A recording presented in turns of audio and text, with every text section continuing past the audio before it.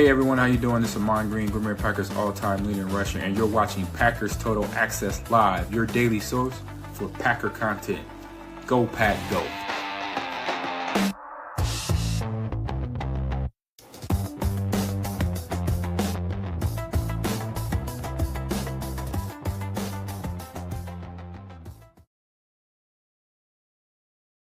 What's up, guys? Welcome into Packers Total Access. My name is Clayton. You can check us out on packernet.com. Find me on Twitter at Packers_access. Joined alongside Tim in Green Bay, here to talk a little bit of everything Green Bay Packers, man. We got a college all-star game around the corner. We may touch on it just a little bit, some details that were interesting that surfaced earlier today. We're going to talk about Matt LaFleur's contract negotiation.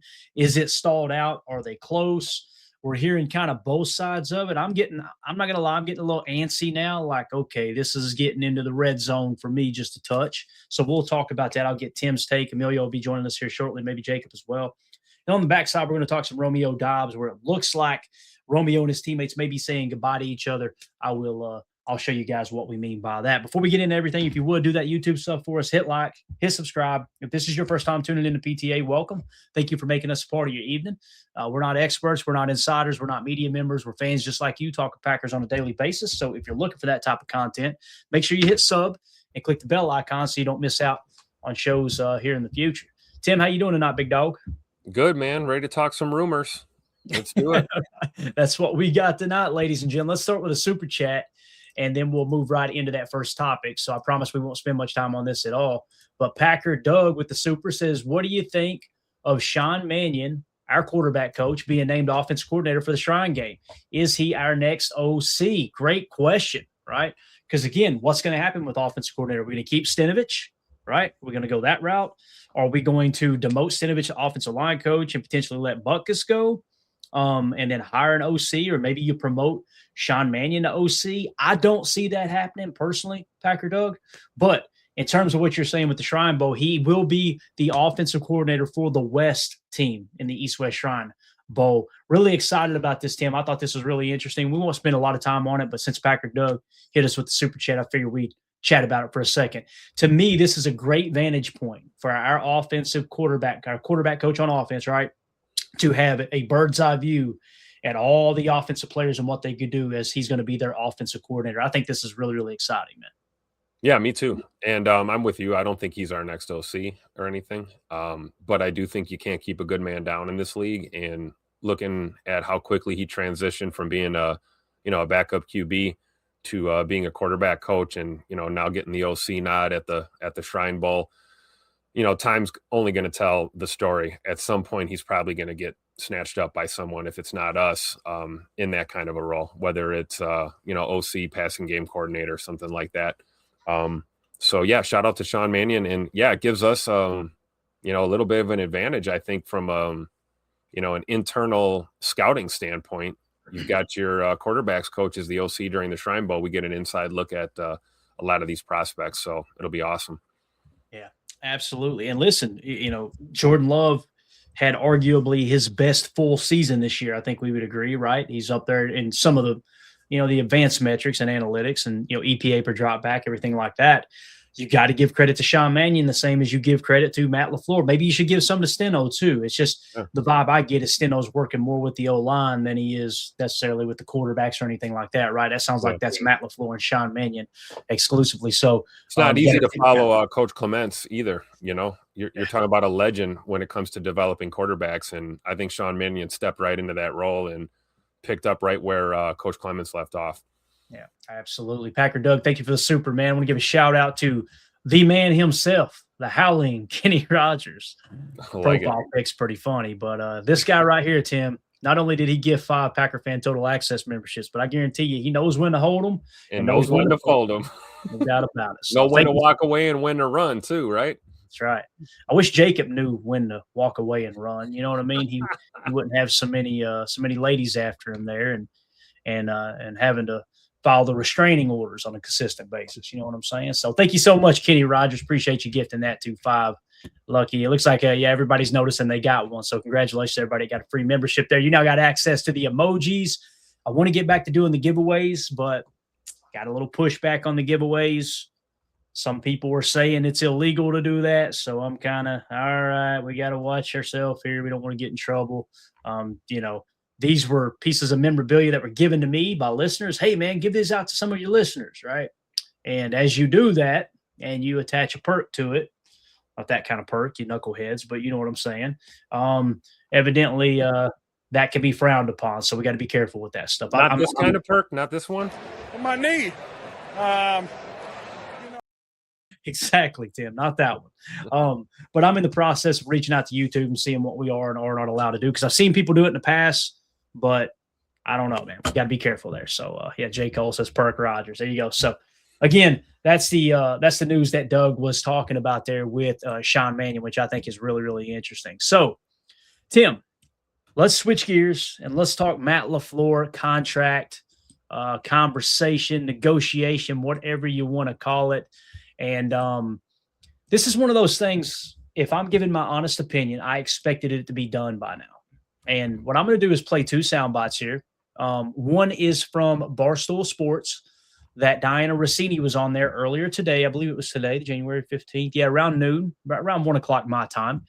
And she was asked about the Matt LaFleur situation. And then we're going to shift gears and get the McAfee show's take on it as well. All right. So this was Diana Rossini earlier today on Barstool Sports talking about the Matt LaFleur contract negotiations and what may or may not be going wrong with it. We'll pause it in between. I want to get everybody's take in the chat. Here we go. Dan, a few weeks ago, you came on here and we were talking about maybe something like unexpected that could be coming down, and you mentioned Matt LaFleur, and this is actually backed up with like other reporting over the ensuing time, and then it ended all pretty disastrously with LaFleur in Green Bay this season.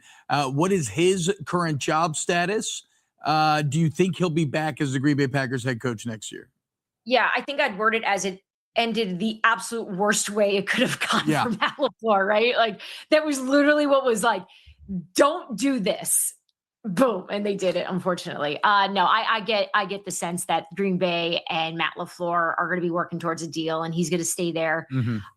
I haven't had any conversations with anyone that has said, like, look, this thing is coming to a head. They're not willing to give him a new contract. If anything, those conversations are in deep talks right now, where they're trying to keep Matt signed up there, to stay in Green Bay. And those are one of those things where, I'd say probably more than any other head coach, either who's currently a head coach or just recently was fired. That's the one where everyone around football is like, what are we missing? Why would anyone think Matt LaFleur is not good enough for the Green Bay Packers? I pause for dramatic effect. Because they're stupid. Very good at what he does. But I just think sometimes when you see games like, unfortunately, what they did against the Bears, you lose doubt, and everyone's memories are so short.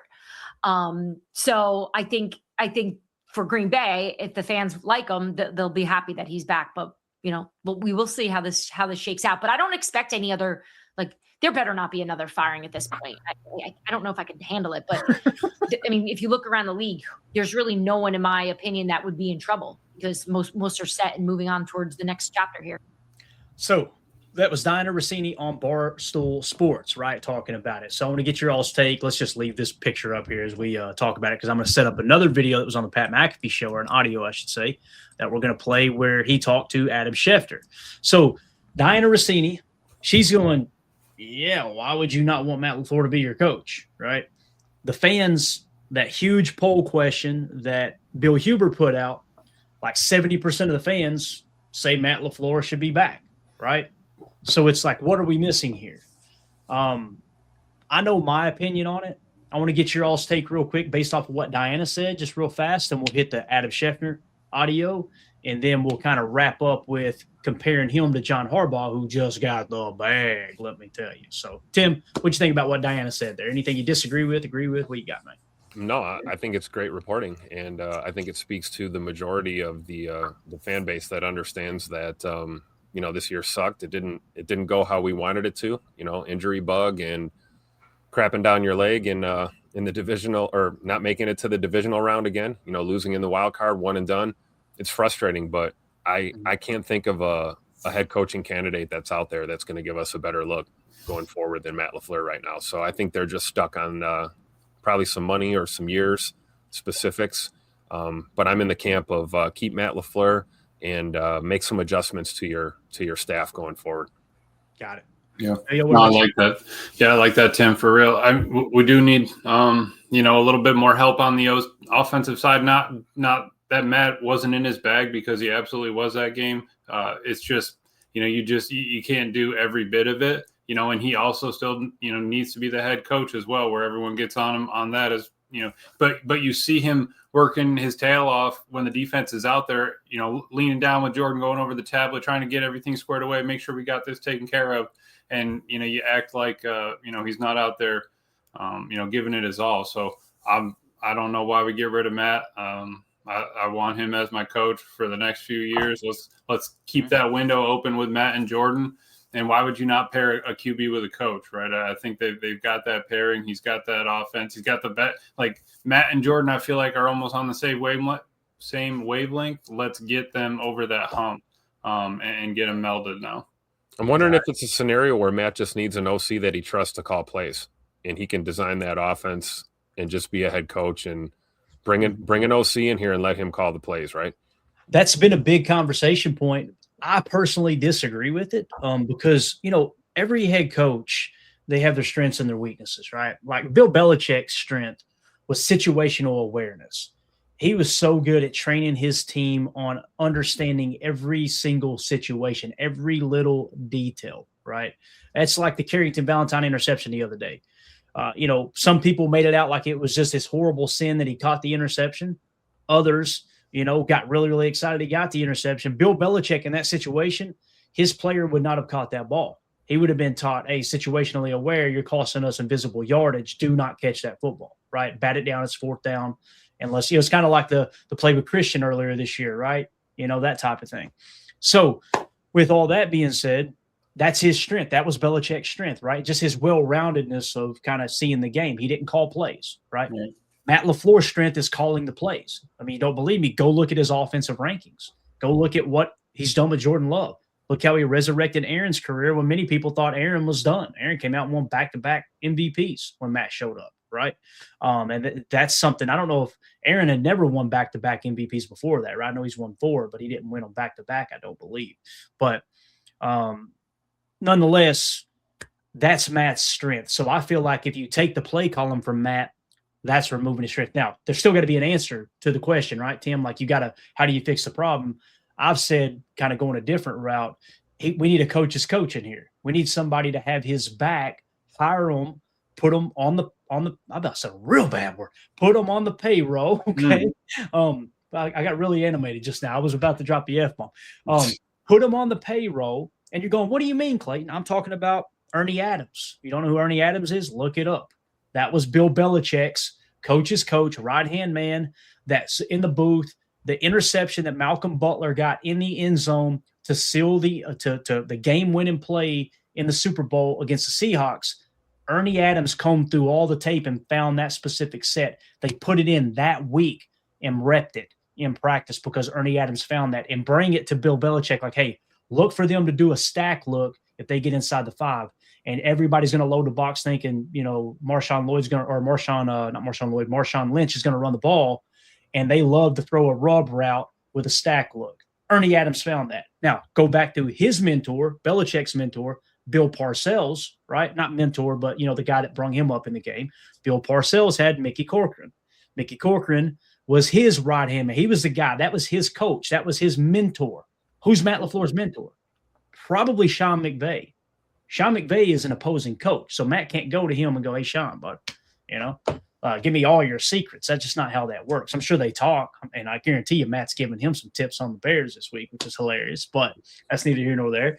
So, again, I think that's the proper way of handling it. But Adam Schefter was on the McAfee show earlier today, and they asked specifically about Matt LaFleur. Let's see what Adam Schefter said earlier today on the McAfee show. And again, McAfee show, anything can happen here, guys. Or maybe an F-bomb here or there like I about dropped. So if you got kids in the room, just be prepared. This is the first time I've listened to this. So I want to see what Schefter said and listen to it in real time with you guys. Here we go. With Harbaugh's deal getting done and it being what it is, how does that affect the Green Bay situation, if at all? No bearing at all. The Packers and Matt LaFleur have been working on an extension. They've been talking. I think it's gone a couple of different ways here. I think right now, the way it was described to me earlier today, I think the expectation and belief is that he's expected back in Green Bay and excited about that opportunity. That's the belief on both sides. So until we hear different, I think we operate under the assumption that he's going to be back and they're going to figure it out. Okay. They're working on trying to get it done. That's what I would expect to happen right now, but they're not done. So until they're done, we'll see. But I believe they're going to work it out. It just feels like there's a market, that you know exactly how much you should pay, guy. Pat, there will be a big market for Matt LaFleur because if the Green Bay Packers You don't say. There would be a big market for Matt LaFleur. don't work it out, I'm telling you right now, Matt LaFleur would get more money from other teams, and there would be multiple teams, in my mind, that would be willing to step in and offer draft pick compensation to the Green Bay Packers. So Adam Schefter is working behind the scenes as an insider, right? What he's confirming here is, and what he just said, it came out of his mouth, is that there's multiple teams that would be willing to pay Matt LaFleur more than the Packers are willing to pay him. You read between the lines, the Packers are lowballing Matt LaFleur. So will Matt take less money to stay in Green Bay? That's going to be the question. Now, we know he loves it. We know he's very vocal after that, this week at the podium saying this is one of one. I love Lambeau Field. I love the fans. I love this organization. He wants to be here, but there's a walking away price as well. And I'm just glad he mentioned that. Now, also, he mentioned there are multiple teams that would be willing to give draft compensation to acquire the rights of Matt LaFleur as well. Let's finish it here. To get it done. So, yeah, LaFleur's people know that, LaFleur's people know that that's the case. And this will lead perfectly to the next question. So they're definitely saying that to the Packers. This is just classic negotiation. Here's the comps. Here's exactly what I am owed. Here's how successful I am. The fact that they don't have an owner, okay, so they have access to a vault of money, and they know exactly what a fair market deal would be for him now, especially after the Harbaugh deal is signed. It's like, okay, this is easily done then. But it's not. So we shall see. Okay, so if he was and this is what to hit the market as a coach, he would be Bella Ball. Again, he would be Bella Ball, right? Like if he were to hit the market, he's going to get more money than anybody, including Harbaugh, is what he's essentially saying right there, right? Sure. So with all that being said, here's the thing. Wilde alluded to this the other day. And I don't know if Jason Wilde has been very, very, very much so in Matt's camp. He thinks Matt deserves a contract extension. Let's go around the horn one time here. I don't want to misquote anybody. I think we should re-sign Matt LaFleur. Tim? Yes, 10-4. Affirmative. Emilio, how do you feel? Yeah, buddy. Okay, so you're definitely on board. So all three of us are on board. Jason Wilde, Packers Insider, he's on board, right? We polled the fan base multiple times, and it always comes back to a large majority of the fan base says, yes, Matt LaFleur is the guy. That's the one we want. You've got other teams saying, boy, we would pay more than the Packers would be willing to pay and give up draft picks. What am I missing? Well, it didn't help that the Giants just screwed everything up and overpaid Harbaugh. Glad you brought that up. Not making it easier. Glad you brought that up because I was telling Tim offline too, guys. You know what this feels like to me? Jordan Love's contract. Would you say Emilio? Jordan Love's contract. All right. Yep. Emilio just jumped on the stream. He did not even hear mine and Tim's conversation. That's absolutely awesome. That's exactly what we were talking about. It was like the longer you wait, the more the money goes up. If you get the deal done 3 days ago, you're probably coming out pretty nice in this. Now Matt LaFleur's camp, I guarantee you, is going, do you see what John Harbaugh got today, guys? Do you see that? Let me help you. So I got word that he got 5 years, $20 million per. $100 million deal. I originally thought they said $25 million per. I had a tweet typed out from the person I was talking about who covers the Giants. And then I realized right before I hit send, you idiot, that does not say $25 million per. You got to carry the two. No, that's $20 million per, but still big chunk of money. 5 year, $20 million. It did get confirmed later. This account, I think they're close to the Giants as well. 60,000 followers, I think it is. They reported it too. They might have even got it as I was communicating behind the scenes with a Giants insider. Giants are finalizing a 5-year deal with John Harbaugh. He's expected to be around $20 million per, making him one of the top paid coaches in football. He'll have a massive power in the organization, something the coach hasn't had with the Giants in quite some time. So not only did they give him 5 years, $20 million per, they also gave him, it sounds like, hey, you kind of get final say or a good chunk of say in how the roster is created. On the flip side, it's kind of being loosely reported that one of the holdups in this whole contract negotiation with Matt LaFleur might be that Ed Policy is wanting to pull some stuff away from Matt LaFleur. And possibly, again, Rob Domofsky reported this over at ESPN, that Ed Policy wants to go back to the old structure where the GM is the head coach's boss. So if you're Matt LaFleur, you've been getting lowballed all week, right?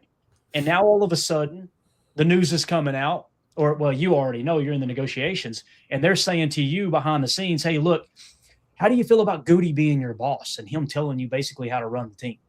Okay, so you're taking, which keep in mind, they were equal going into this year, right? So if that does change in the new contract restructure, the structure of however you want to call it, then all of a sudden, Matt, they offered him way less money than Harbaugh was getting offered, and you're going to have less power, not than just Harbaugh, but than you had before.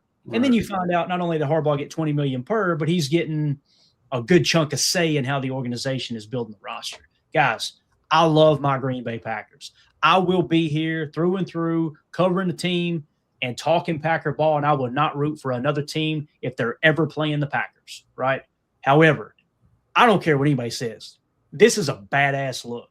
And this is what Wildy said the other day to Tausch on their show. He said, here we go again. This is what Aaron Rodgers was talking about when he exited.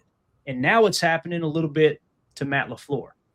I may be completely blowing this out of proportion. I want you guys to tell me if I am. And please, please, please be brutally honest. Am I being too hard on the organization, too easy on Matt? Emilio, you go first, man.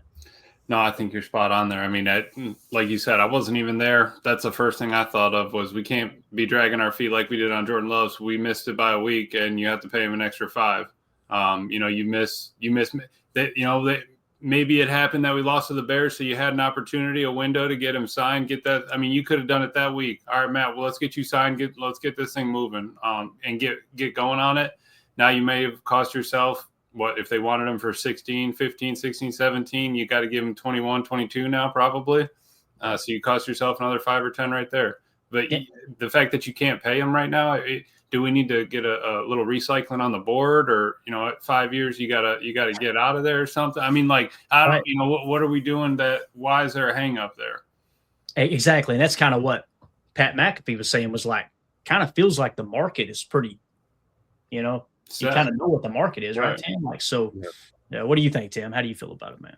I think you guys are both right, and I think we might be at two sticking points. Then, the money and the years on the deal could be an issue. Market value, and then GM being your boss and telling you how to run your team. That could be another sticking point too. And I'm in the camp of keep it how it has been. You guys should work together. GM and head coach should work together in that war room. Neither one is answering to each other. They're on the same level. Nobody's a superior. We've seen head coaches get that opportunity before where they are the head coach and the GM, and they usually are really good at one and they suck at the other. So I think the two-headed monster approach is the best way to go. So hopefully that's not what's going on right now.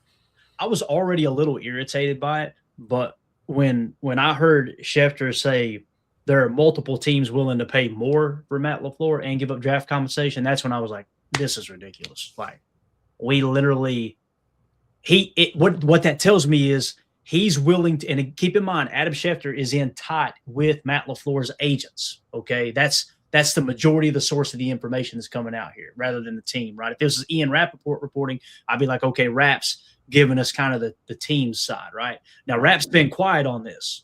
That says a lot. That's probably the team going, come on, Matt, take this deal. Take this deal, Matt. Take this deal. Yeah. Don't ruffle the feathers, right? The second that Ian Rappaport comes out with a heavy report that Matt LaFleur is being stubborn or whatever, that's when we got to go, oh, no, now it's getting bad. So, I don't know, man, the fact that they're willing to give a draft compensation and pay more for Matt LaFleur, and he's still in the negotiating room, tells me he wants to be in Green Bay, and it tells me he's willing to take less than what he could get on the market. And that's why I'm like, why are we pushing this? Kenny Rogers back in here with the super chat. Thank you, sir. I understand that we don't have a multi-billionaire owner, but playing chicken with coaching talent over several million in this league seems absurd. I'm with you. Yep. I think Especially when he'll walk out the door and be hired in 5 seconds by another team. Mm-hmm. Yeah, absolutely. Absolutely. Super chat from Mike, the super fan, says, I want the GM to have the same power Ron Wolf had. And you know what? It worked, right? There's a positive and a negative to everything. It worked. You got a championship. But what happened immediately after that championship? You made it back to the Super Bowl in 98. And then 2 years later, Holmgren wanted the hell out. And you had to trade Holmgren, right? And then what happened? You bring in you go through Mike Sherman. You bring in Mike McCarthy.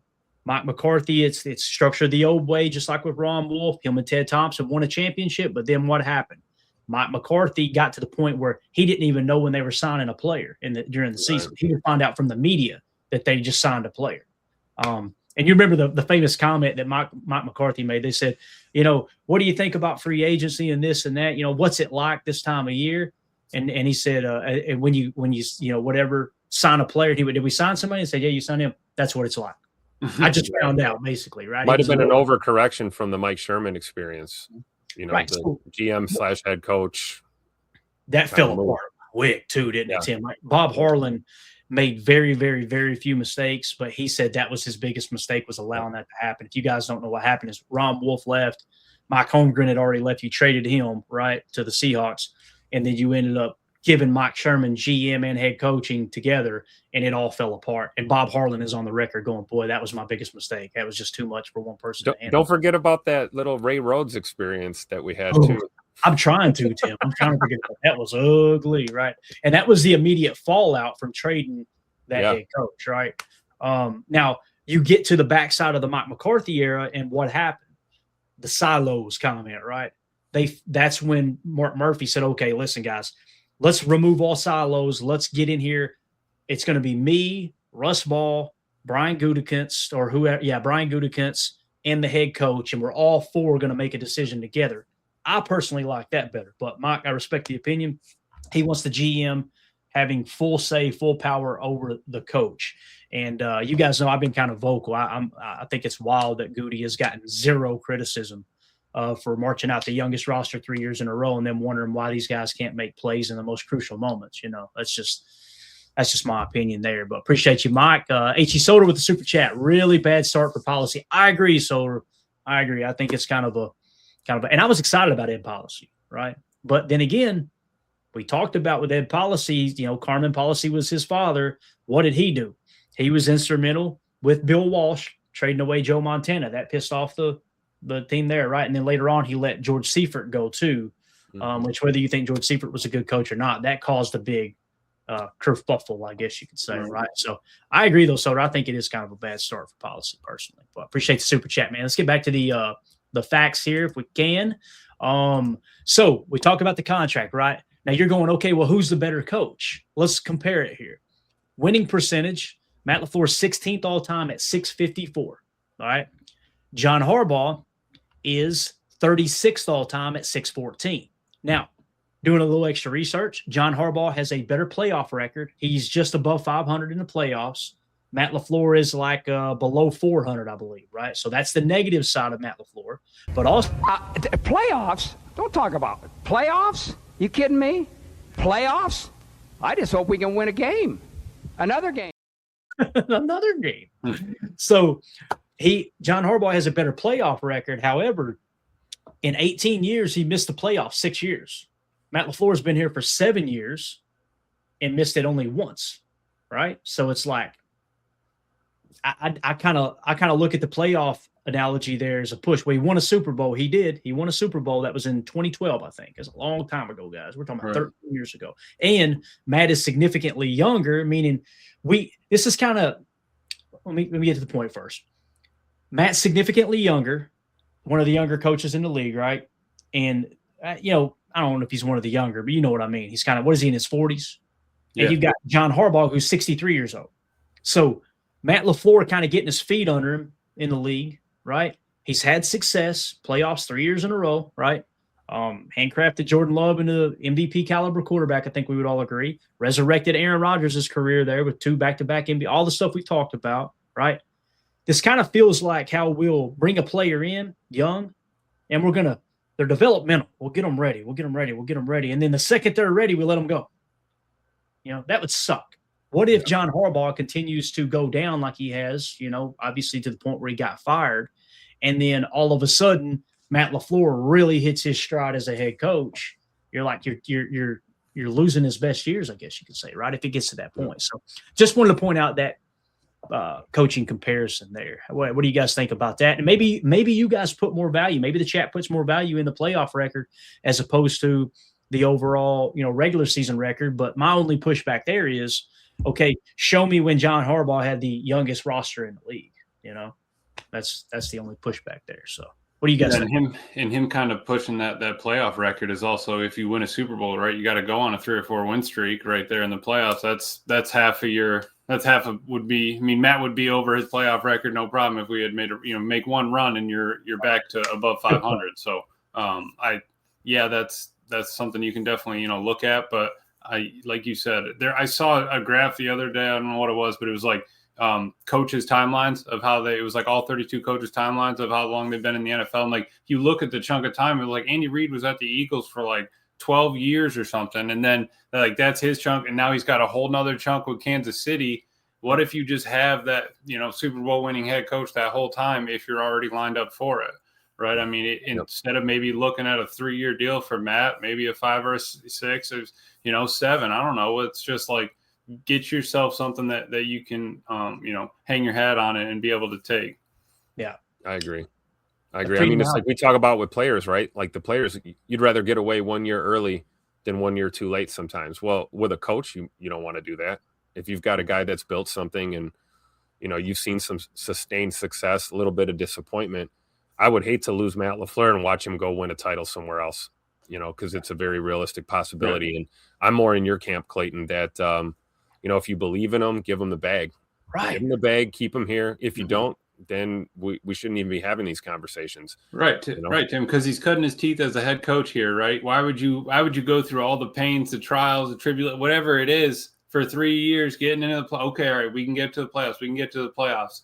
All right, I got to, I have this prepared moving forward. I mean, we've seen it was, oh shucks, Matt LaFleur to, Tupac LaFleur. Exactly. So it's like, what's his next phase? That could be Super Bowl LaFleur. You know what I mean? Like that's I think where we're at. And let's not forget why Matt got the job in the first place, because of all the interviews that we had when we had the head coaching vacancy.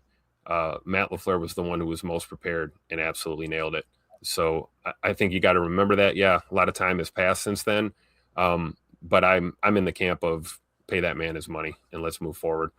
Yeah, because here's the deal too. Like for anybody who thinks Matt LaFleur isn't the guy, I can respect it.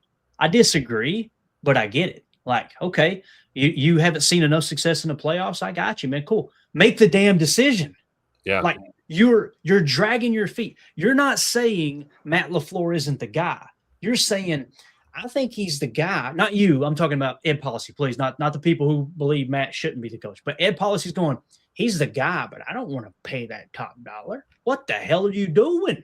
Mm-hmm. Like, I've got like there's a house for sale up on the hill. I'm always going to use business analogies. I know y'all get tired of it, but there's a house for sale up on the hill, right? They're asking an astronomical amount for that house, and it's been on the market for almost a year, and they've had multiple offers come through. Your house is worth what someone's willing to pay. Okay, you've been sitting on that place for a year now, and you've had 10, 11, 12 offers, and you still somehow, some way think it's worth something else. The market determines what something's worth. If you don't, you either think he's the guy or you don't. If he's the guy, you pay market value. It's that simple. Pay that man his money. If you don't think he's the guy, guess what? And here's the other thing. There was another tweet that came out that kind of made you think, I can't remember who tweeted it. I was reading on the timeline that made you think that if Matt LaFleur had been on the market, the Giants were very, very, very adamant that Matt LaFleur would be their top candidate, right?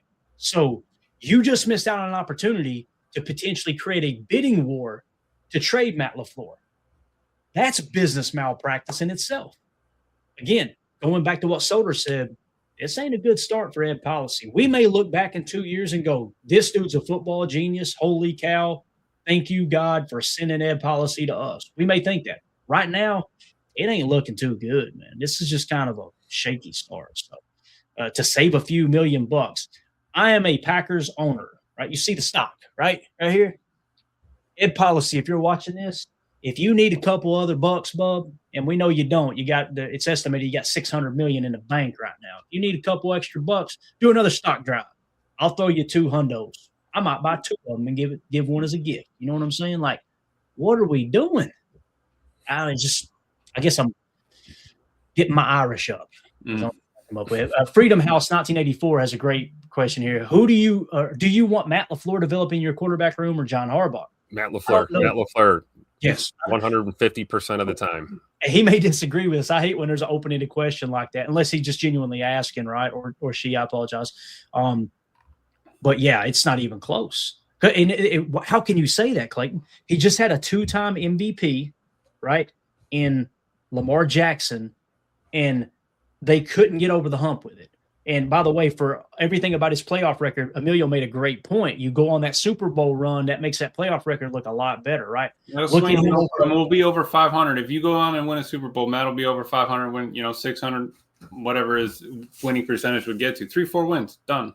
And if you look at since 2012, let's say he's made the playoffs. I just said he made the playoffs. What was it? He's missed the playoffs 6 times in 18 years. Right. So he's made the playoff 12 times, right? Well, you do the math. If they went on the Super Bowl run, right, and you remove those wins and look at, say, the last 5 years, what's his playoff record the last 5 years? So now we're having to go back 8, 10, 12 years on a guy who's now 62 or 63 years old to find his best playoff. Right. And the other thing with Harbaugh is there was some speculation that he may or may not have lost that locker room at some point in the last year or so. That's not a question with Matt LaFleur. Matt LaFleur has this locker room. Bingo. We can run tape all day on that. That's what really, Tim, I'm glad you brought that. That's what really made me kind of plant my feet a little bit, because I was a little bit like, man, it's loud out here. And then the poll questions kind of set me at ease. Okay, I ain't the only one, right? Obviously, it's the vocal minority that disagree. And that's okay. It doesn't mean the majority's right and they're wrong. I have an ego problem, right? I have a temper problem. So anytime I think I'm right, I try to step back and go, okay, what's everybody else saying? Maybe I'm off base here, right? And that seems to be the case there. But yeah, it's an interesting situation. It's fun to talk about too. Like I may be coming across like I'm aggravated and pissed off. I am a little, but also I love the business of sports. This is going to be a great case study for the future. If they screw this up, and Matt LaFleur leaves and he goes on and wins a Super Bowl somewhere, and we're stuck recycling coaches for the next 2 or 3, cycles, then we're going to go, okay, we made a mistake. If they decide to move on, they have a slam dunk hire, and we win a Super Bowl in the next 2 years, and Matt LaFleur goes on to do nothing, then we'll be sitting here going, boy, we were wrong. Ed Policy was right. Same type of thing. But it does sound like it's going to get done, though. So, Mike with the super chat, this can't be sitting well with the players. I think it's a complex deal, but this isn't a good look. That's the other aspect. You just talked about it, Tim. Matt LaFleur has the locker room, and that pissed a lot of those Matt LaFleur haters off when they seen that. Boy, I put a poll question up, just to be 100% honest. I put a poll question up saying Tucker Kraft, Josh Jacobs, Jordan Love, and Micah Parsons all want Matt LaFleur back. What do you want? What's your take on it? It's obvious that the team captains want him back. Got a death threat in the DM. I'm like, no, I don't take those serious. I'll give you my damn address, bud. You got a long driveway to come down, and we got a rifle in the window. Just being real, okay? But yeah, it was really odd. It's like they can't stand the fact that, oh man, I may not get my way, and I'm completely wrong here. So, but. I agree. Amelia, what do you think about what Mike says here, man? It can't be sitting well with the players. Or do you think they look at it like, oh, this is just business? They could be looking at it like that too. I don't know. Maybe at first, but I think the longer you drag it on, the worse it gets. It probably is a little complex, but at this point, just pay $21 million for 5 years, 6 years, and move. Like you can just be done with it. I think that it's about the draft and how we're kind of setting up the team. Because if you move on from Matt, who's bringing in the next offense? What does Jordan have to learn? What does all the offense learn? Are we Same thing with bringing in a new DC. How's the offense built? Are you going to try to go back to being a run-heavy team? All right, fine, but we don't have the O-line for that. We need more tight ends. You need another, a different backfield. You need to get rid of some receivers so that you can have more backs to rotate. It's just like you could, blow it all up right now, but why would we want to do that when you have it basic? Like, we just need to tamp the foundation. Like I said, the gravel's coming. Just go grab the plate compactor, put it in the pad, and just run that thing around there for 30 minutes and be done with it. Yo, wacky Packer, man. And then we can start building the blocks, because I just move on with this so that we can get going for next year. I think you briefly mentioned DC just now. I want to get that AZ Marky Mark in our Patreon group questions for the show. He said, question for the group, what are the potential candidates to replace Jeff Hafley? I'm thinking Robert Saleh would be a good candidate. Thoughts? We can't bring in Robert Saleh, unfortunately, AZ Marky Mark, because that would be a horizontal move. Okay. Right. He is the DC in San Francisco. So you can't do that. It can only be a promotion. That's the other thing that's kind of like, if let's say that Matt LaFleur is not the guy. Right. And thank you for that, Marky Mark. We appreciate you, buddy, in there. And thanks to everybody that's supporting it. Patreon's blowing up to the point where we had a hacker last night. I had to have Patreon help me take care of. So nice. You're arriving when the hackers show up. Right. So we're doing good there. But the other thing, Tim, we kind of talked about it. Let's say that Ed Policy does not think Matt LaFleur is a guy moving forward. One of my top choices as head coach, and you guys know I'm not about having a defensive coach as a head coach, but if it keeps Jeff Hafley in Green Bay, I would say one of the top choices for me would be promote Jeff Hafley to head coach, right? And then you either promote your DC from within, or you go out and try to get a Brian Flores if he doesn't get a head coaching job. It looks like he's got a good shot of getting one of 3 jobs, to be honest, so it probably won't happen. But then you go get the youngest, brightest mind as your OC, right? Now, here's the problem. You guys know my choice in OC, right? If he doesn't get the Cleveland job, there's some people thinking that maybe Mike McDaniel would get the Cleveland job, head coaching job. If he doesn't, I would say Mike McDaniel. Here's the problem. Wherever Matt LaFleur goes, all he's got to do is call up Mike McDaniel. Mike McDaniel's like, I'm there, bub, because Matt LaFleur's went to bat for Mike McDaniel over the years. They're like best friends, or really, really close friends, not best friends, not like Sean McVay. So you're probably going to lose out on that one as well. So I even thought, like, as bad as it would hurt me, do you go into Chicago and poach somebody there? You know what I mean? Out of their offensive scheme or whatever. You can't get their OC to be your OC. You'd have to hire their OC to be your head coach, and I don't know if I could stomach that, to be honest with you. So I don't know how y'all feel about that. But Soder says, so what is the chats per year in length for Matt LaFleur? What does he mean there, guys? Help me out. Like, what are the talks? What is it, like 3-year deal, or is it a 5-year deal? Is it a 7-year deal? That's what I was saying. Maybe that's the sticking point. Maybe it's not even the money. Maybe it's 3 years was dangled in front of him, and Matt wants more long-term commitment than that. And again, it comes back to the comp, right? Yep. Matt, if they go to Matt and they say 3 years, $60 million, we'll give you the same amount as John Harbaugh. Actually, we'll give you $61 million, $1 million more than Harbaugh. He's going to go, that ain't 120, or that ain't 100. I don't know why I'm hung up on 120, but that ain't 100, right? That's not a 5-year deal, because again, these contracts are fully guaranteed, and then if you get hired somewhere else, it offsets, and the team that was recently paying you gets freed up that money, and the other team pays you the difference, right? That type of thing. So it'd be a 3-year deal after, because we still have him under contract for this coming year, right? Right. So that's not going to happen, right? Didn't that policy say we're not going to have a lame duck scenario? Right. Yeah. No, he's just saying it will tack on. So it'd be whatever it is. So even if it's a 5-year, 6 years, we have Matt. So it's always going to be a +1 on that, but. I'm not opposed to a 5-year deal with him, because you got Jordan for 4 easy. You probably sign him again if everything's going like you plan. Then you get him for another 3, and by that time, then you can decide if you want to. Because I feel like if you're going to do that, you need to. I just don't want to break up that mold they have.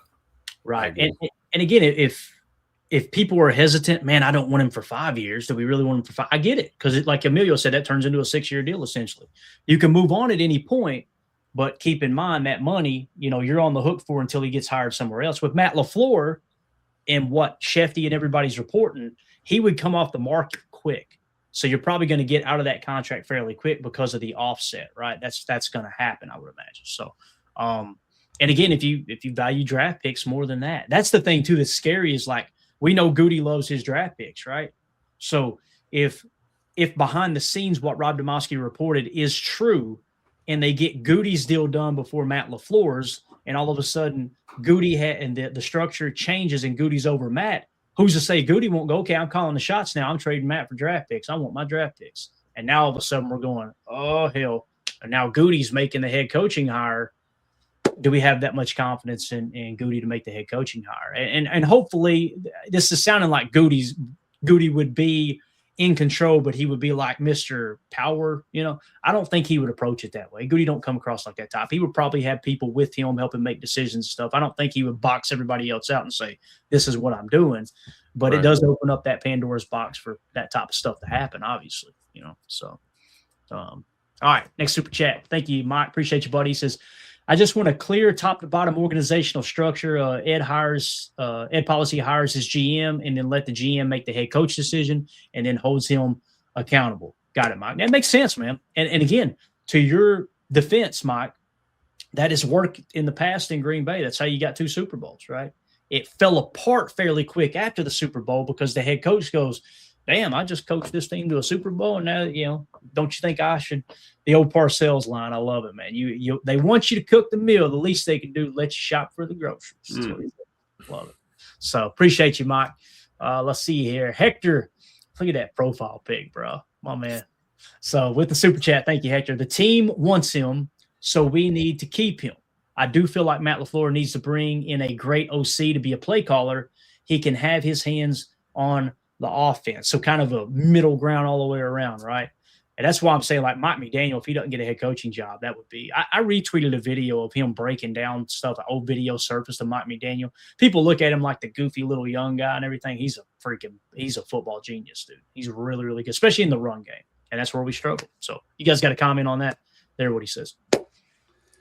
No, I think it's true. We just need Matt. Bring him back. I think that it would be cool. Someone said it in the chat, but it's like it's funny because they were, people were getting mad at Matt because he brought in guys, or don't bring in Matt's friends, and now it's like, all right, if we could bring in Matt, McDaniel would be cooking. But I do think it would having 2 minds like that, and after McDaniel had been a head coach for a while, him being, even if you think about it, you want Matt's right hand man. If we're talking about having a his mentor kind of coach, it doesn't need to be a mentor, but what if he has a guy with head coaching experience down on the field like that? Yeah, he's got Rich, but Rich is also worrying about other, like, you got a clock guy. Maybe let's have like an offensive guy while Matt's looking at the play sheet. Matt, it's 3rd and 5. Like, dude, we're already on the right hash. Let's just run that one over here where we got, Doubs open on the left on the field side. All those things could happen in those 20 seconds if you have a buddy that maybe you kind of got that meld a little bit, can think about it. That's what I was referring to earlier when I suggested that, Yep. And I could see that, him having that chemistry with a Mike McDaniel. I mean, how many times we saw it against the Bears, right? Crunch time, Matt's in his bag, he's got the play sheet, and we're pissing away a timeout when we should be getting a call in because he's got so many options, he's a little indecisive. Having that other football mind next to you that you trust to help you make a decision might help, because we know, I mean, Rich Bisaccia, assistant head coach, he's not in Matt's ear giving him play calls, right? Right. It's just interesting that the rest of the league you could tell they're just waiting in the wings, hoping that the Packers screw this up so they could get their hands on Matt LaFleur, and there's something behind the scenes that's holding this thing up. Is it structure? Is it contract length, like you asked him and Emilio asked? Is it the overall dollar? Is it not just structure, but, hey, we think you need to fire this guy, this guy, this guy? Again, why would Matt LaFleur take less money, less years than he could get somewhere else to have less say over his coaching staff and potentially have more say in the player personnel? So it's just it's a sensitive subject, man. It's why we love football, and it's sometimes why we hate it, right? It's just it's really, really interesting to see how this whole thing is unfolded. And again, the wild card is Ed Policy. We don't know how he's going to operate, right? And he may blow the whole damn thing up and us be, oh God, and then next year we're in the Super Bowl, right? You don't know, right? Or for all we know, the damn deal's done and they just haven't announced it. Hey, and that's happened in the past. They didn't even announce it, but now this has gone so viral. And you got Adam Schefter involved, it's going to get leaked out when it's done, obviously. Remember before, him and Goody got extensions and nobody even knew about it. It was like way later that they found out, y'all got extensions? Well, yeah. Well, they don't have to announce it. But if you got somebody behind the scenes, and you're probably thinking, well, how did Adam Schefter get involved? And how does he know this time? Another it's another thing pointing to the team was lowballing Matt LaFleur. Matt LaFleur's agent was like, okay, we tried to negotiate in good faith. Now we got to take it into the public eye a little bit, and you leak that information out. That's how the game's played. It's just like that house I was telling you.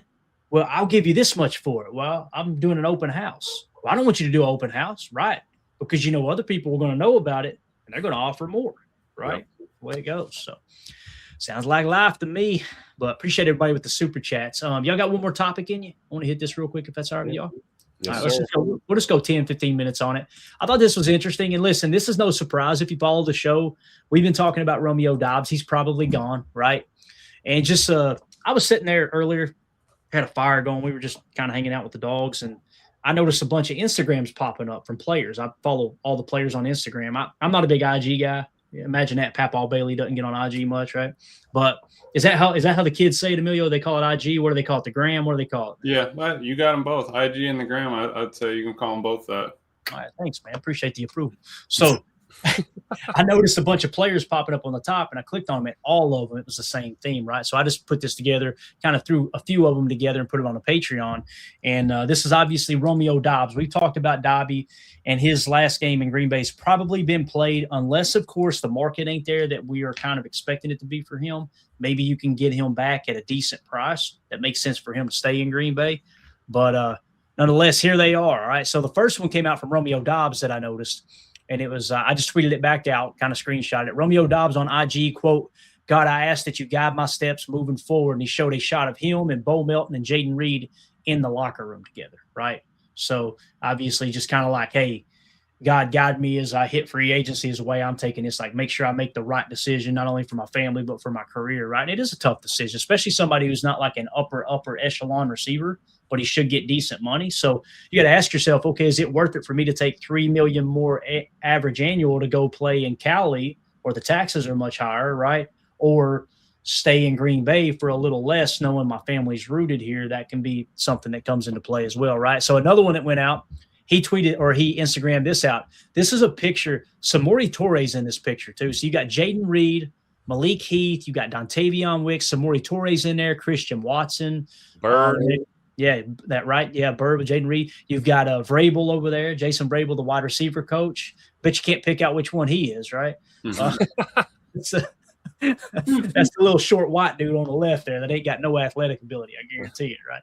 So he tweeted that out, or I'm sorry, Instagrammed that out. And I just said Romeo Doubs posted an old picture with Christian Watson, Jaden Reed, Wicks, and the boys on the IG account. Makes you wonder if it's coming to an end in Green Bay as he's set to hit free agency soon. And then, of course, Christian Watson put an IG post out.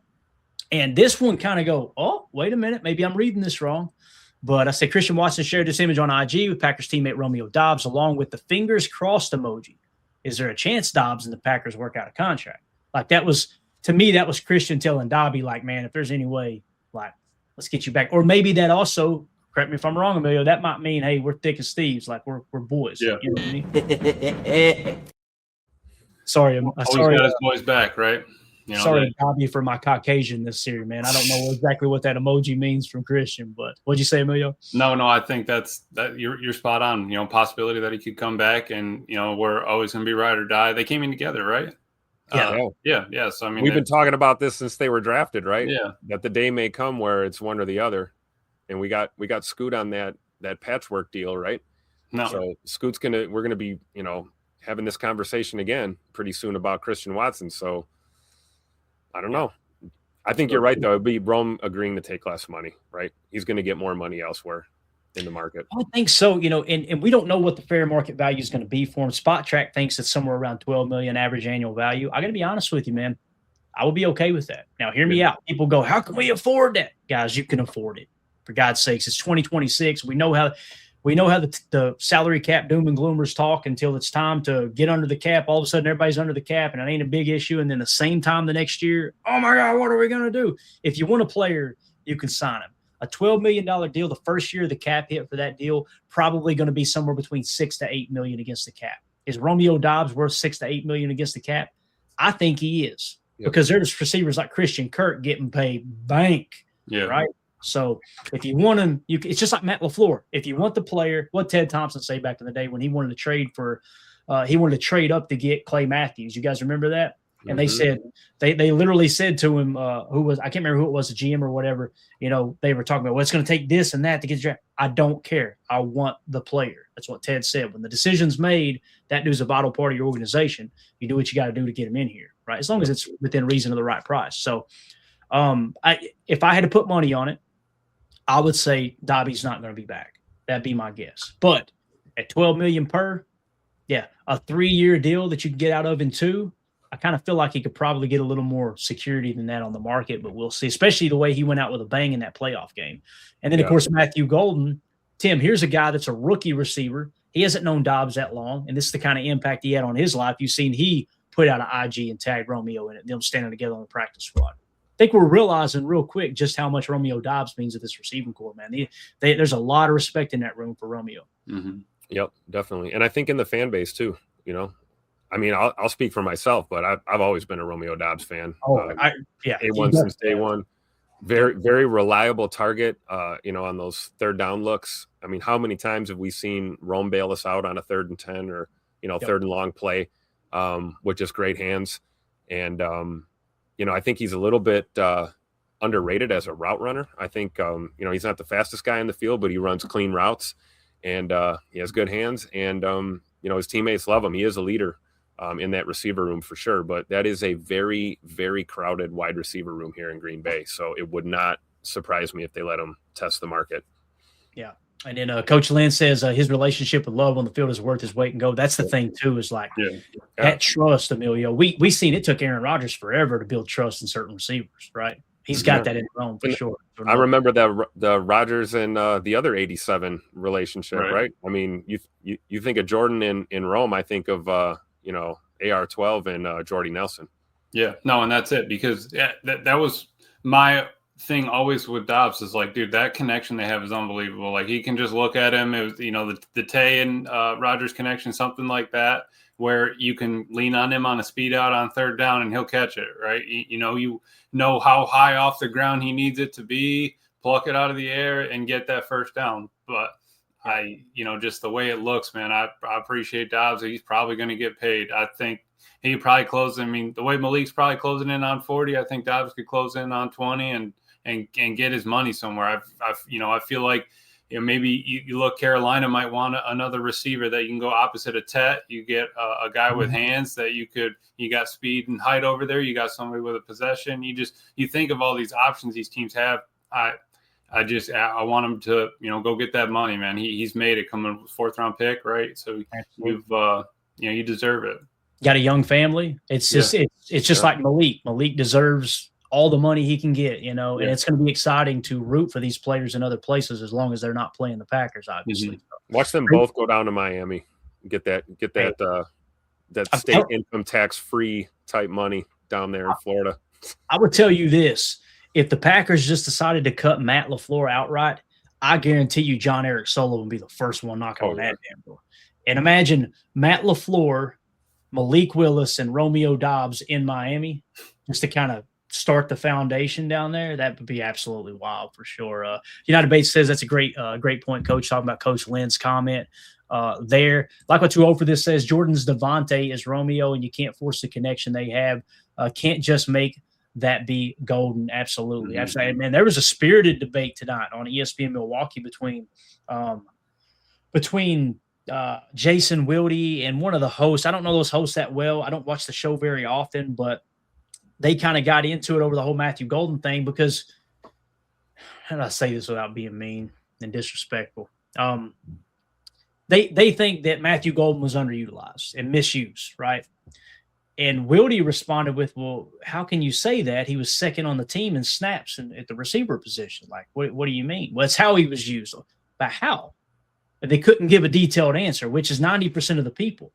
And then I love what Wilde says. So I think we need to go back and look at the targets. You may be right. I may go back and go, wow, they didn't use him right. I tell you what they're going to find on the targets. They're going to find deep shots that didn't connect. They're going to find times, and here's what Wilde pointed out, and this isn't a shot at Matthew Golden. He's a young receiver. This is why maybe sometimes you don't spend first-round picks on receivers, because there's that learning curve coming into the league, right? And maybe you can just get an offensive lineman, go out there and block somebody, or an edge rusher, just go rush the freaking quarterback, right? That type of thing. But He said, you remember earlier in the year, Jordan Love made a statement. He made a comment that, when Matthew Golden turned it on, he said, he's come a long way, running the right routes, running it at the right depth, attention to detail on the routes. That by default tells you what the problem was with Matthew Golden. Timeout. When we were watching tape, we talked about it all year. Golden's going to be a star, man. He's got a boatload of talent. But right here, he broke that route off and ran it right into another guy's route. That's on Golden there. We found that multiple times throughout the year. So again, if they truly, I think what I'm going to do is if I get to time, I'm going to go and screen record all of his targets and send it to Wildy and just say, here, I did the legwork for you. Cause he was talking about thinking about doing that. If anybody else wants to do it, do it. Get in touch with him on Twitter, say, hey, here's the targets. Cause it would be a fascinating study. I wouldn't be surprised if it comes out kind of in the wash, like a push, that both sides had a good point. Maybe they could have utilized them a little bit more, but it's not as bad as they thought. But nonetheless, it's going to take time to make that with Golden is what 2-0 for this is saying, obviously. So, and again, I think Golden showed a lot. I think he's going to be a star. I really do. But you just can't force that stuff. And then, of course, Tucker Kraft, I think was the final one. He actually sent an IG post out as well and just showed just a picture of him and Dobby on the field together. So, obviously, man, Romeo Doubs means a lot to this receiving core and even the tight end room. It's going to suck if we have to let him go, but that's part of the business, man. Go get your money, Rome. Go get your money. And if they lowball you on the market, come on home. Come on back. Yep.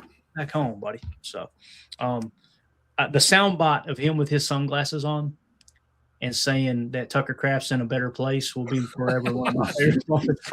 And then he realized what he was saying. Like, it's like he realized in a moment, like, okay, it's like he realized, oh, no, he ain't dead. Next question. Yeah. It was awesome. Absolutely. My favorite was the interview on when he had that great grab. I think it was in the Steelers game. And they were like, Rome, can you tell us about that grab you made? Tell us about that play. And Rome says, I just caught the ball. Tim, he is unapologetically himself, right? I love it. And they said from day one, he's a different kind of cat. Bro, where did he grow up? I can't remember exactly, but it's somewhere. L.A., I think. L.A., wasn't it? Yeah. Rough part of L.A. It's tell him what that dude's seen as a kid growing up, right? Yep. And then you make it, you work your way out, and you were actually working out. He was working out with Jordan Love in the offseason before they even got to the NFL because they had the same coach, right? And they were like the same, what am I trying to say? Not coach, but I think it was Armed and Dangerous he was working with, right? So they were doing stuff behind the scenes, and that's how they kind of created that chemistry together. So I don't know. We'll see. We'll see what happens. Maybe he'll be back, but I think it's highly, highly unlikely. And we've talked about it. If you watch this show this year, we've talked about it throughout the year, man. When you model out the roster, which we like to do throughout the season, occasionally go, okay, who's going to be the receivers of the future? You can kind of see Rome's probably going to be the odd man out, most likely, right? Because you've got Matthew Golden looking to step into that boundary X position, and you guys talked about him playing maybe opposite of Tet McMillan or something like that. That would be perfect because what you're doing is, if somebody like Tet or, Puka Nacua or someone, if they're drawing bracket coverage on one side, on the field side, the big side of the field, and then all of a sudden you've got Romeo Doubs working in the phone booth at the boundary X, man, those one-on-ones can really, really create opportunities, especially for a quarterback like an Aaron Rodgers, somebody who plays like that, where they could just throw quick release darts underneath, RPO game the whole 9 yards. So. Yep. Yeah. And that's Rome's game all day, right? He's got that big catch radius, and he's great in those one-on-ones. Yeah, absolutely. United Bates says, seems like players are maybe posting these to speak to front office saying, please keep him if you can. I agree, Bates. The problem with that, Goody does not care. There's one thing we've learned.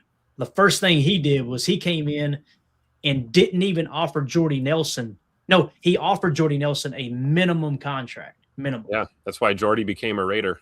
Yep. And here's the thing. We found out, I think it was Wildy talking about it one day on his show, said, I think it is, you fact check me on that. I don't know how you can, but somebody said on a program that it was actually his teammates that came back to Jordy because he was going to accept it. And they said, no, dude, don't let them do that to you. You need to stand your ground and try to get more money. He stood his ground and they said, bye. So he ended up having to go play for the Raiders. Now, was that the right move? I think it was the right move for the Packers because Jordy didn't do anything after that. But like Aaron said, you think he wouldn't have had a better year with me and the chemistry we had? That's a great point too. Yeah. So, yeah. We could bring up the Devontae Adams contract talks too, right? It was too little and then too late, and Yeah, that's one of my biggest pet peeves, Tim, is the portion of the fan base that pretend like Devontae refused to sign here. He took more money elsewhere. That was not the case. That's not true at all. That's not the case. They lowballed the hell out of him, disrespected him, and he said, okay, what they said was, you're going to have to play out the final year of your contract. And Tay on that interview said, after everything I've done, you're going to tell me you need to see it for one more year? No, I don't want to negotiate. So when they let him out, as it got to the point where he was like, no, I don't want a contract, they gave him an offer bigger than what the Raiders gave him. And he said, no, it ain't about the money. He had already bought a crib out in Vegas already. He was halfway. He already had, come on, Tim. He already had the Taco Bell deal. You know what I'm saying? Right. And I know people piled on. Well, look at what he did with Vegas. There it is, Emilio. This guy right here. Look at what he did in Vegas. That was the right move, right? Well, look at what he did in New York. He didn't do anything. Did you see what he did this year? I think he led the league in touchdowns, I believe, amongst wide receivers. So come on, Tay still got it to a certain extent. I was hoping they bring him back last year. I think it was. I thought that would be interesting, but again, I think it's one of those situations that whether you love him or hate him, Goody rubs some people the wrong way, you know. And he's gangster Goot, like Tim said. Yep. He makes a decision, that's it, and we're not even going to talk about it. You know what I mean? So straps that do-rag on extra tight when he's in negotiations, you know? I had a conversation earlier today with somebody on Twitter, Steve on Twitter, and we're good buddies. We comment back and forth, and it got a little bit heated. I took his text the wrong way. Surprise, this guy took something the wrong way, right? That never happens. But he made a comment about LaFleur's playoff record and this and that, and I said, but we're not going to hold Goody to the same standard? And he kind of changed the subject a little. I went, no, we're not done talking about this. You realize that the only year that Brian Gutekunst didn't have Matt LaFleur as his head coach, he didn't even make the playoffs. He only won 6 games. Right. Yeah. So, but what's good for the goose is good for the gander. Right? I think I said that right. So you know what I'm saying? Like, what has Goody done without Matt LaFleur? Right? It goes both ways. If you looked at their record overall, well, that's not just everything for a GM. Okay, cool. Let's count up the All-Pros. We did that the other day. Ted Thomas smokes Goody's ass in All-Pros drafted. What else we want to talk about, you know? So True. It is what it is. But I like what Ron says. A GM can't be everyone's best friend. You can't be anyone's best friend. That's right. Right, Ron? Yeah, that's a great point, man. And again, this ain't the pile on Goody. I just want that same energy towards everybody. Same thing with Halfley. To pretend like Halfley's perfect is just silly. You know, to throw it all at the floor of at the feet of LaFleur with that Chicago game when he dropped 27 on them, and the defense crapped the bed in the fourth quarter, and we're not even. It's like, well, what about Halfley? La la la la la la la. Okay, your mind's made up. Got it. You know. Again, it was a loud minority that just wanted him gone, wanted LaFleur gone. So I will end it with this: Lion and the Lamb. Love the name, by the way. I don't think LaFleur is going anywhere. We don't either, right? Round the horn one last time. Do you think LaFleur is going to be the head coach in Green Bay? Yes, sir.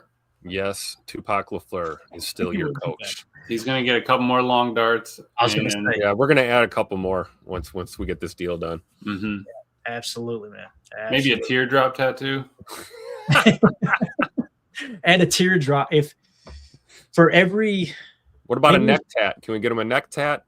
There's got to be some kind of equal attachment here to however much money he gets. So if he gets 20 million per and that gets reported, then we need to put 20 teardrops going down. Dude, just dripping all the way down.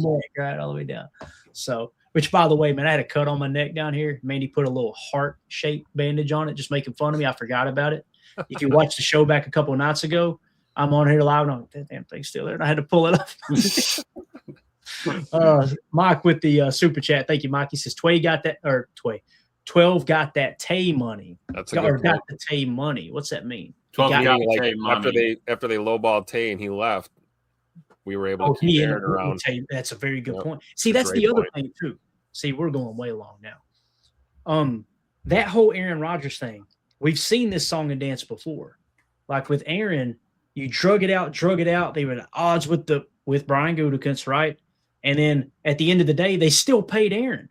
So you pissed him off, stripped everything down, paid him a ton of guaranteed money to where we had to eat a huge dead cap, and then ended up trading him anyway. It's like, that's kind of how it feels with LaFleur. Is like, if you want him, great. If you wanted Aaron, great. If you didn't, move on. You know, like let's keep this train rolling. It ain't the end of the world. Players come and go. It is what it is. But to kind of ride the fence in the middle, man, that's rough. That's really rough.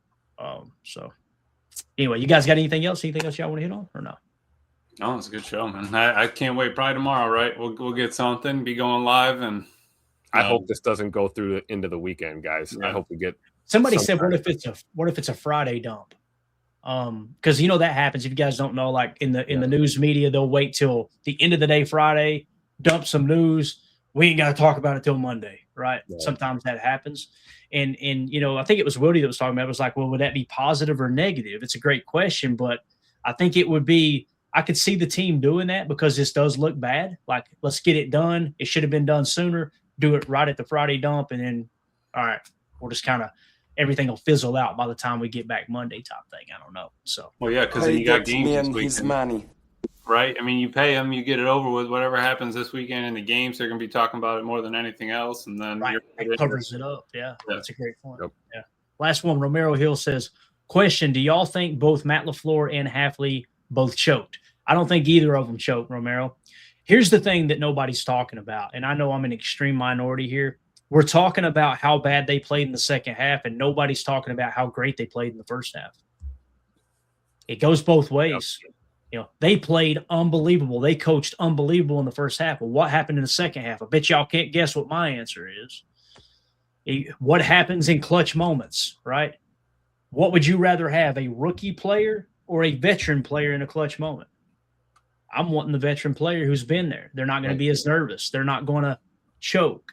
So for me, the youth of the roster, losing Edgerrin Cooper in the second half, made the defense kind of fall apart. You're literally out there at your most important positions.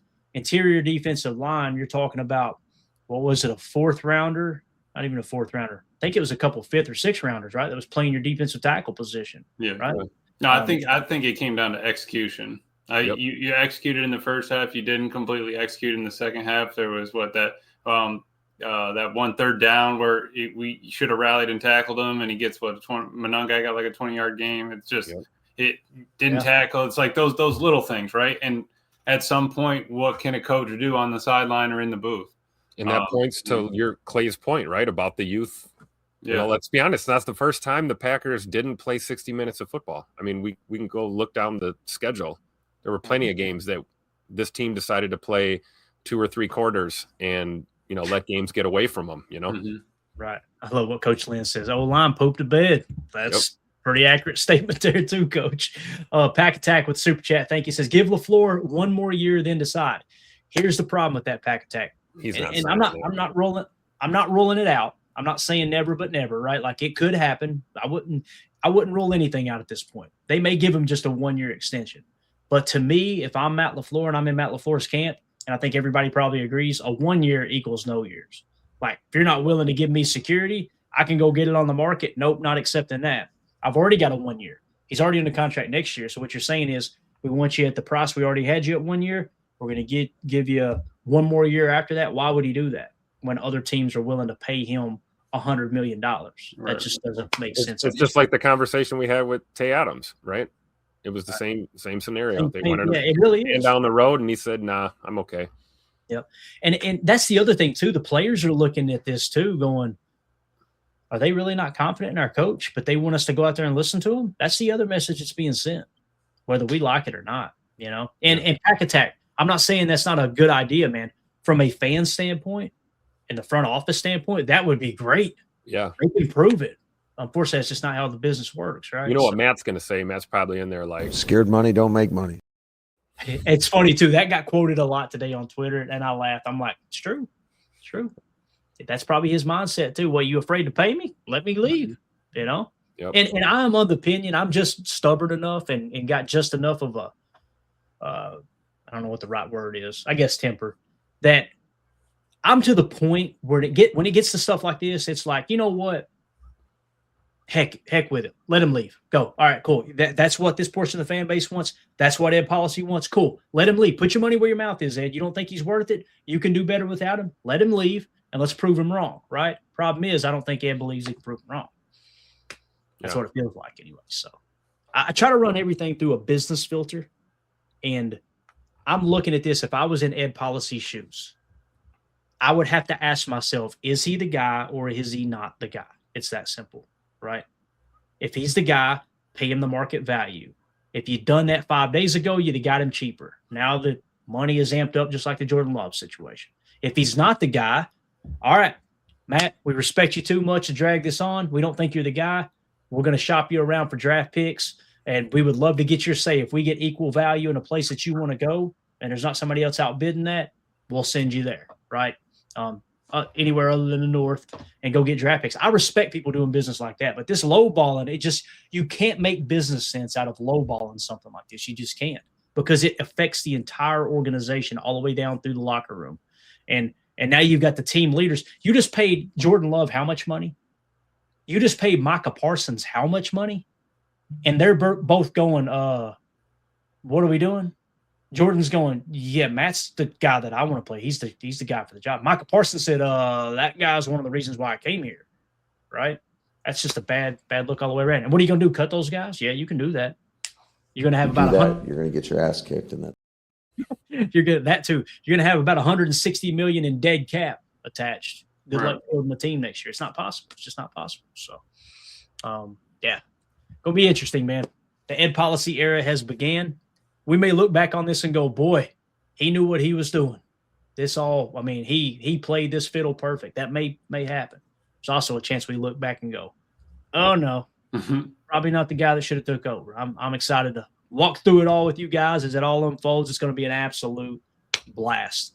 Last one, dead fish. Matt LaFleur's 46. We give him a 5-year, $100 million contract.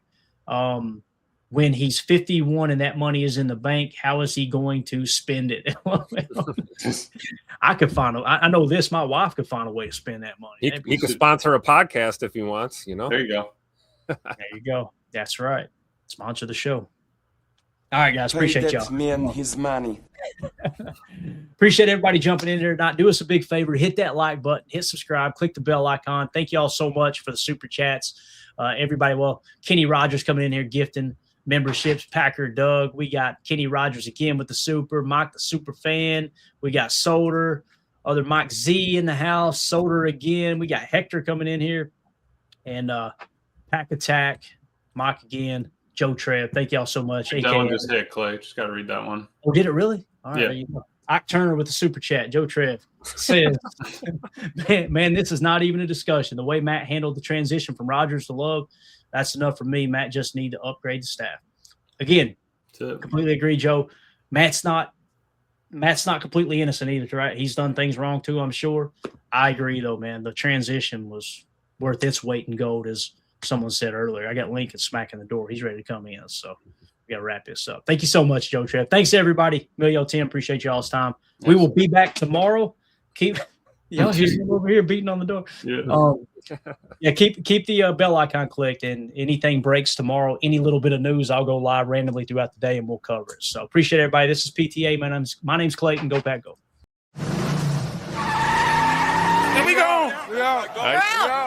Bye, guys.